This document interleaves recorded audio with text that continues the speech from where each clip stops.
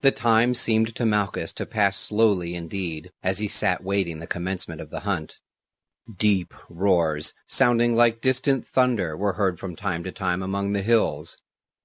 Once or twice Malchus fancied that he could hear other sounds, such as would be made by a heavy stone dislodged from its site, leaping down the mountain-side.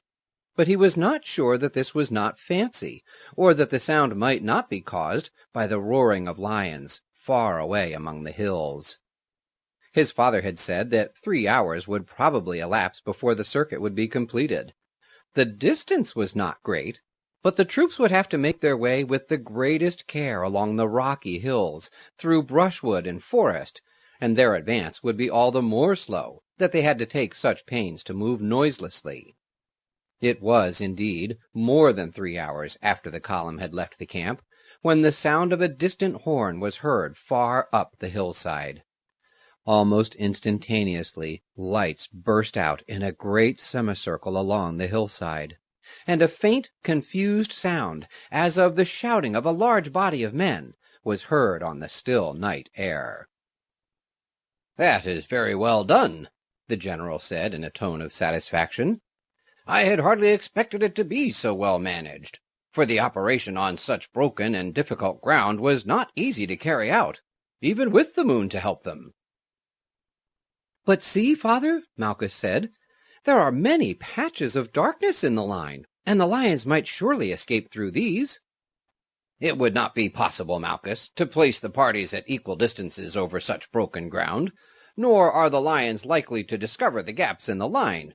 They will be far too much terrified by the uproar and sudden blaze of light to approach the troops. Hark, how they are roaring! Truly it is a majestic and terrible sound, and I do not wonder that the wild natives of these mountains regard the animals with something of the respect which we pay to the gods. And now, do you keep a sharp eye along the foot of the hills. There is no saying how soon the beasts may break cover." Slowly the semicircle of light was seen to contract as the soldiers who formed it moved forward towards the foot of the hill. But although Malchus kept his eyes strained upon the fringe of trees at its foot, he could see no signs of movement.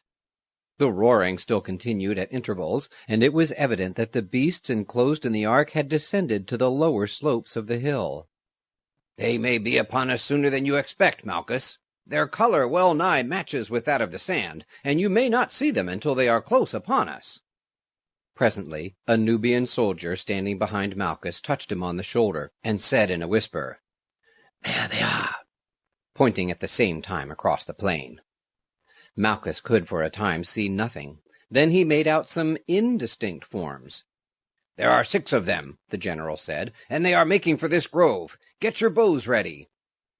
Malchus could now clearly see the lions approaching.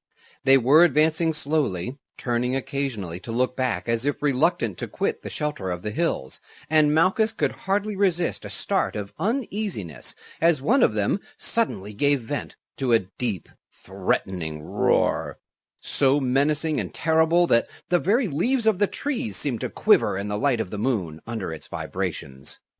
The lions seemed of huge dimensions, especially the leader of the troop, who stalked with a steady and majestic step at their head. When within 50 yards of the grove, the lions suddenly paused. Their leader apparently scented danger. Again the deep, terrible roar rose in the air, answered by an angry, snarling noise on the part of the females.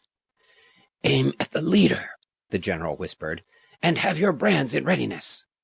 Immediately behind the party a fire was burning. It had been suffered to die down until it was a mere pile of glowing embers, and in this the ends of a dozen stakes of dried wood were laid. The glow of the fire was carefully hidden by a circle of sticks, on which thick cloths had been hung. The fire had been prepared in readiness in case the lions should appear in numbers too formidable to be coped with. The leading lion was within 25 paces of the spot where the party was standing when Hamilcar gave the word, and a volley of arrows shot forth from their hiding-place. The lion gave a roar of rage and pain. Then, crouching for a moment, with a few tremendous bounds he reached the edge of the wood. He could see his enemies now, and with a fierce spring threw himself upon them. But as soon as they had discharged their arrows,